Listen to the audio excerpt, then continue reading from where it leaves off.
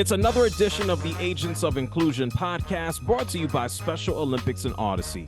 I'm JR of the JR Sport Brief Show on CBS Sports Radio. Every week, we talk to individuals about how sports can help bring us together to be more inclusive. New episodes drop every Wednesday, so subscribe so you don't miss out.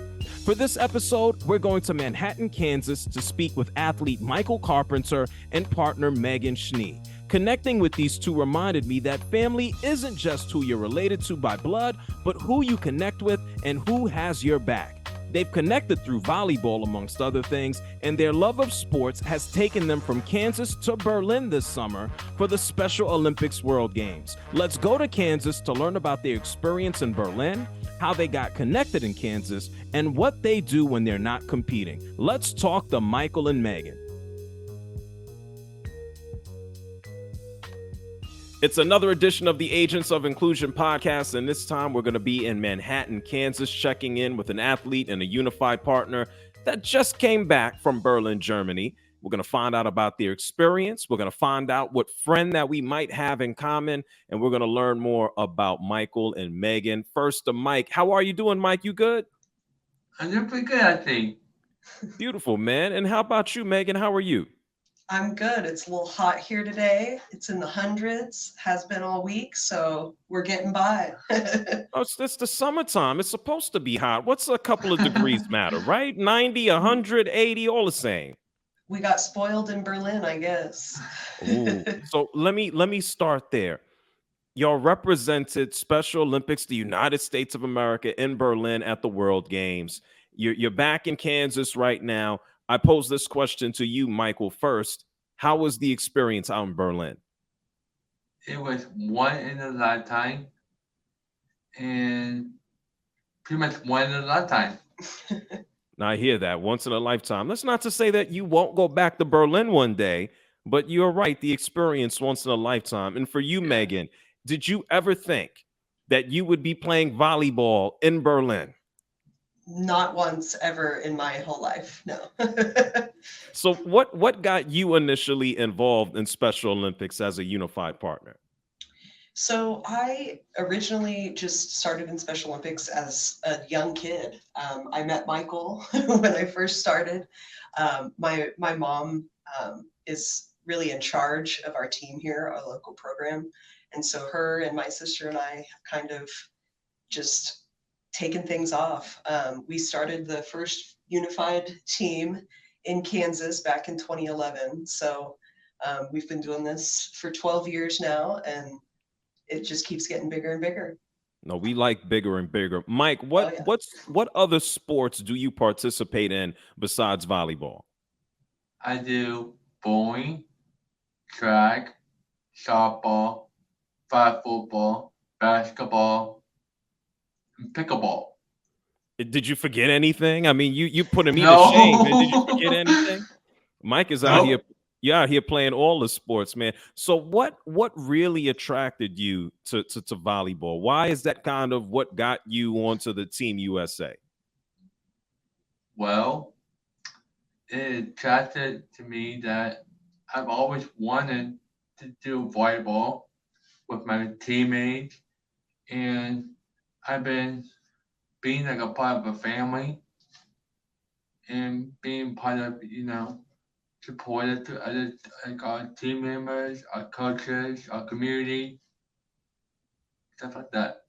No, listen, man, we're all about family. And Megan, you talk about your mom and your family and helping to put all of this together. For anyone who isn't real informed about unified sports, what is it and what are the benefits? So unified sports are just sports.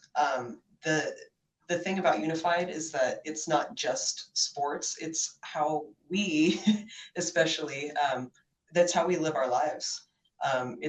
There's no differences, there's no boundaries, there's no anything. It's just everybody coming together and playing the sport how it's supposed to be played. And becoming a family. I mean, that's a good answer. Absolutely. Mm-hmm. I Yeah. love that. And so, Mike, amongst all of the sports that you've played, you rattled off a whole lot. Is there one sport that you want to try that you haven't played yet? I really want to try spike ball. What sport is that? That is like we have like a little net. You have two people, like two and two Okay. against each other, and you spike it. Have a little ball, and you spike it down on the net. It can spike up. It's like a Is it big tramp or like one of those smaller size trampolines. And it's all spikes. It, And it, so it, it's it would help us with volleyball, knowing how to hit it down instead of going long or whatever. You just gotta aim it right. so spike ball can get you prepared for volleyball? Yeah, pretty much. I'm gonna have to Google that, man. I told you, Mike, you play all the sports, man. That's a good thing. Yeah, So, is there any favorite athlete that you have of all time? Is there any athlete that you absolutely love that inspires you? Michael Phelps. Michael Phelps. Why Michael Phelps, the most decorated Olympian ever in that pool? Why does he inspire you? Because he is tall. He has the arm length like I do, the legs, and plus he has the same smile as me. Oh, I would think your smile is better than Michael Phelps, man. You give yourself some credit here, What do you okay? think, Megan? I think so. We all agree. And Megan, for you, what inspires you to keep doing what you're currently doing? This guy right here. um, no, everybody that's on our team, and just all of the experiences that we've all had together. That I mean, there's no better feeling than getting together with our Special Olympics family and doing what we love. So And that family went out to Berlin. What was that experience like away from the volleyball court? The experience was that you're playing in like in a new culture. You have to learn how, you know, to move to it, like get the use and time change, Right. and pretty much like mostly the um learn the culture and the time change and all that. Well, let me ask you And be this, man. prepared for it. Yeah, you got to be prepared. Look, Mike, I've been to Berlin. I also like to eat. How did you like the food? It was a lot of sausage and sweets and meat and stuff, right? Did you enjoy the food out in Berlin? Actually, we didn't get to go to the pool. no, just the food. Oh, the pool! I Oh, thought you the said pool. pool for a second. No, not the pool, not swimming, not no more Michael Phelps. I'm talking about eating, man. I'm talking about the food. Oh, the pool! The pool was absolute. It was different. It was different than the USA food and all that. You get the history of what kind of food they eat. Did you love it? Oh, I love it. I love it. I love it too, man. I'm not one for gaining too much weight, but I think I gained a couple of pounds. What was the experience like for you, Megan, being out in Berlin, Germany? Well, I love to travel, so I've been lots of places. I've been to Germany before, but to experience it with my family and with the people I love, that are not blood, it was just it was incredible. Um, I love traveling just down the road an hour to our regional competitions, but to be able to go on the worldwide stage was, I mean, like Michael said, once in a lifetime. But for me, like, I think the coolest part was seeing how the other teams from other Uh-huh. countries, the similarities, the differences, what they do like we do, what they do differently, that was really the icing for it for me, Yep. was the other cultures and seeing how we can all fit into this Special Olympics puzzle. Yep. So We've heard from quite a few athletes and partners who've been to Germany and have now come home that they received gifts and that it wasn't just, hey, let's all get together and play sports, but that you also walked away with maybe a new friendship, a new relationship. Maybe you got a new shirt or a hat or a different piece of candy that you've never had in your life before. This question is for both of you. I pose it to you first, Mike. Did you receive any gifts? Did you make any new friends? What did you bring back home to the USA from Germany? I brought back home a bronze medal. Big time. yeah. And I made some really good friends from Italy I think Meg and I and our whole team connected with each other from Italy because they were like a part of our family and we were like a part of their family. I love it, man. If you don't mind me asking, and feel free to say, mind your business, JR. Where is that beautiful bronze medal, man? Where is it? Is it hanging up? Is it in the closet? Did you give it to somebody? Where's Actually, the I medal? forgot it, but it's in a special drawer at my mom's house, which is they don't know anything about. Oh, they don't know she doesn't know it's there? She knows it's there, but I haven't told where it was. Oh, okay. You know Good, she's good, gonna watch this, right? Yeah. Okay. good man. Yeah, I think I know. yeah, the secret is out now. The secret is Yeah. out. Yeah, the secret is out. Megan, what have you brought back? Well, I think a lot of our team, there were several pieces of uniform or clothing that we traded with other countries, which was a big highlight for all of us. From Australia to Italy, Austria, just everywhere. We became really good friends with Saudi Arabia, and so we did a lot of trading with them too. So the other teams that we played against, they all gave us like either a flag or like a stuffed animal fan from their country that was wearing some sort of, Special Olympics something. So it was pretty cool stuff. So is this like I know it's an exchange. So what do you do when you have all of these little pieces? Do you sew them together after? Do you everybody share a piece? What happens? Well, for my clothes, I wear them. Um, Oh, um, I thought like literal pieces. Like I'm gonna cut you off a flag from USA and hand it to you, not like the full piece. no, Okay, it's more of no, like, hey, here's my jersey top. Let me get yours. sure. Um, and just small little flags. But you guys did a lot of trading of your Oh buttons yeah, too. That was a big yeah, one. Well, explain So that to me, Mike. You collect buttons? How does this work? yeah. So we have USA buttons, and we created them. We asked them how do you want a USA button, and then they're like, okay, yeah, and they give us one of theirs. Oh, that's a good exchange, man.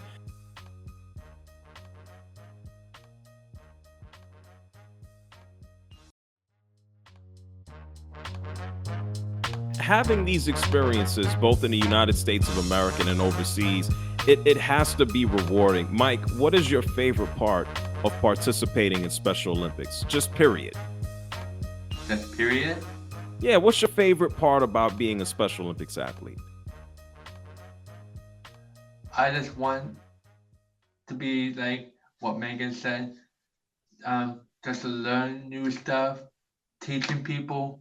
I just want to be a coach to the athletes sometime. That's my goal. I think you're on your way to achieving that. And I also learned that you and I have a friend in common. I think he's about 6'5". I Yeah, think I he know you're talking weighs about about Dalton. Yeah, I know yeah, you're talking about. Dalton Reisner. Yeah, 6'5", about 300 plus pounds. A gentle giant in the NFL. What's your relationship with Dalton like? So, 8 years ago, we, Megan was my softball coach, and we had a leadership kind of scrimmage from our team against their team.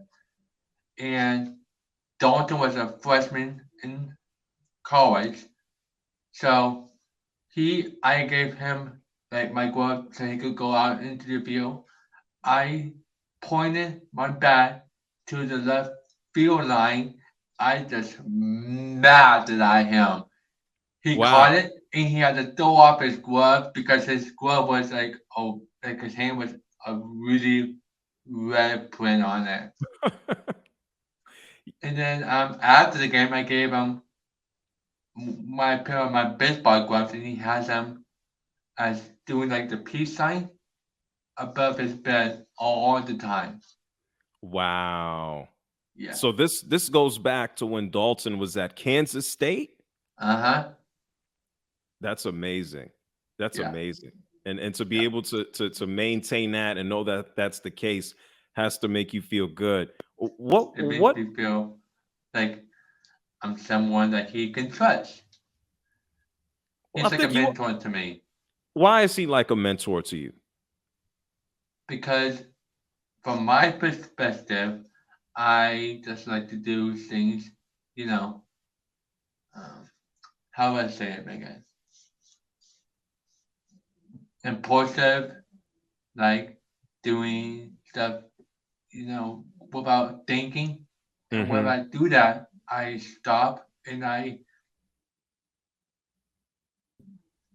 you know, do that. But I have to, ask my mom, my dad, or Dalton to help me out with getting that into my head so I can understand not to be impulsive. I understand. To think things through. Mm-hmm. What lessons have you learned that you can take throughout the rest of your life, Megan? What have you seen and learned from this experience? Just from Berlin or from the unified experience Just altogether? just overall, when I hear Mike talk about what he's learned about being impulsive, it's something that he can take with him and keep with him as a human being for life. And just through Sure. all of these experiences, what would you say is the biggest thing that you've learned that's changed your life? Um, I think the biggest thing to take from Special Olympics is love and compassion. Um, it changes the way that you live your everyday life.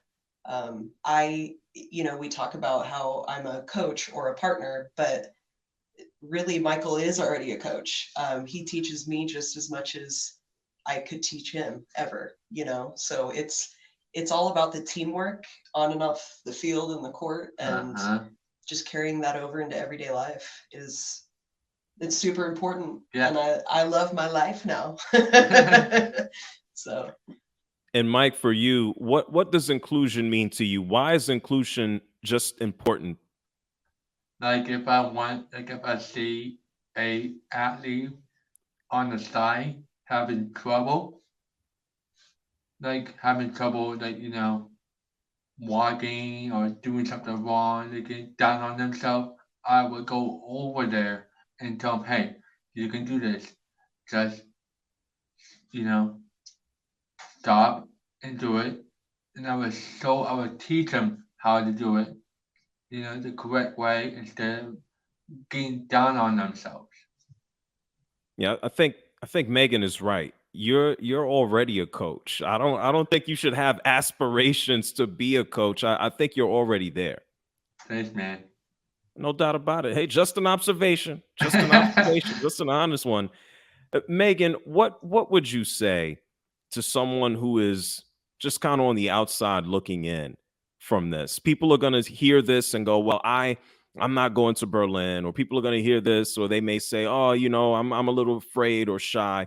What advice would you share to them to kind of move them forward a little bit? it all starts with a conversation.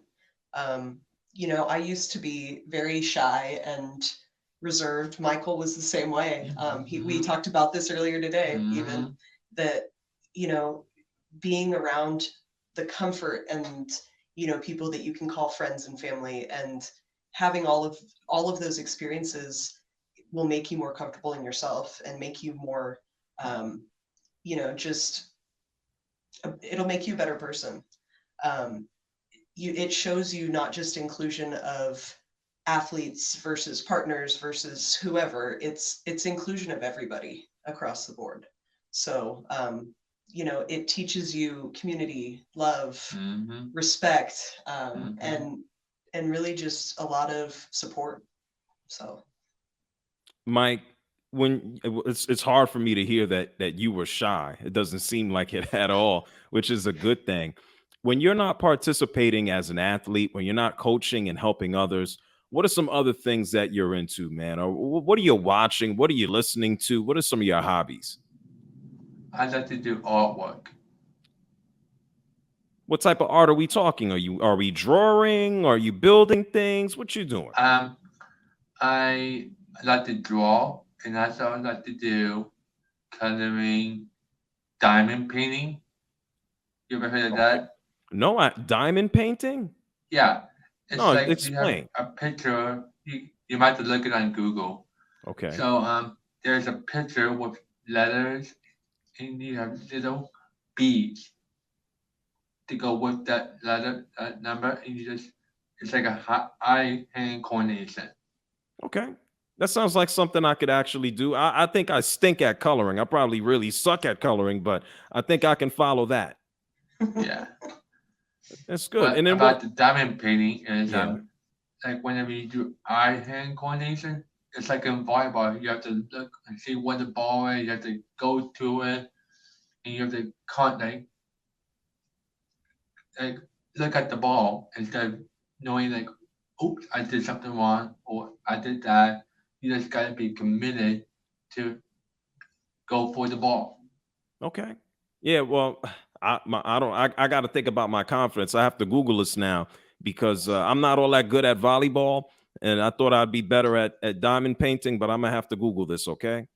Uh, I will. What about you, Megan? When you're not working with Special Olympics, participating as an athlete, what occupies your time? Well, I am here at my office right now. I work a lot. Um, when I'm not working, I go home to, I have two dogs. I love spending time with my family, my friends, including this one, um, when he can put up with me. And, you know, I do a lot of sports, so, and Special Olympics does take up a lot of my time, so, but I wouldn't have it any other way. Listening to the two of y'all, I want to go to Kansas and hang out with y'all. This sounds like a blast. We're a lot of fun. oh yeah. It is. If you Let's put me and her, if you put me and her on the same team, we can have a lot of fun. not listen. I feel the vibes, and so let's end on this note. Mike, I need a definition from you. Family. What is it? Trust, committed, honor. Nice. There you go. No, listen, man. I was gonna ask Megan the same thing, but we talk about trust, He stole my answers. Yeah. I did? Yeah. trust, honor, and commitment. We could put that on a T-shirt and just sell it tomorrow. We got we that go. covered. Okay, let's do that then. No, I'll let you do it. You make the money, okay? Just say I gave you Okay. the There you idea. go. And Megan, now that we got that perfect answer from him, I'm gonna ask you a different question. Good. We got the definition of trust. Well, no, we got the definition of family. We got the definition of inclusion. What makes Special Olympics just great? A lot of people think that you need to be someone with an intellectual disability. You might think that you need to be a parent or you need to be you can volunteer from school. You can do this. What makes Special Olympics great for society? It makes it just shows that anybody can do anything. It if you have a little bit of confidence, if you have no confidence at all, you can still do anything that you want to. As long as you have the support, the love, the family around you, you can do anything that you set your mind to. I love the theme based on family. Mike, this is it, man. Dalton is probably going to be watching this. He's probably going to check this out. Do you have a public message that you would like to share with Mr. Reisner? Oh God. Just like if Dalton was right there, what would you say to him? Hey man, check this out. I hope you and your family could reach out and let me know where you're going in the NFL. Okay, listen, All right. you could be there to coach him up when he's ready to play. Okay, All right, sir. we love Dalton, and I love chatting with you guys about family. I appreciate the time. I think that's an awesome theme that we can all take. What's the next sporting event? We getting into more volleyball, or we trying something different? Actually, we are starting up Special Olympics volleyball. When does that start? We do have volleyball coming up. When does that start? September. Volleyball, and more volleyball. This is why y'all came back with bronze. I appreciate y'all taking the time to hop on and join us on Agents of Inclusion. Thank you, Mike, and thank you, Megan. Thank you very Thank you. much. Thank you to Michael and Megan for sharing your stories and encouraging others. I want to hang out with them for real. To learn how you can make your own connections and be more inclusive, go to specialolympics.org to find out how and where you can get involved. I'm JR from CBS Sports Radio, and this is the Agents of Inclusion podcast brought to you by Special Olympics and Odyssey. New episodes drop every Wednesday, but don't just follow and subscribe. Embrace others, help folks out, and be inclusive.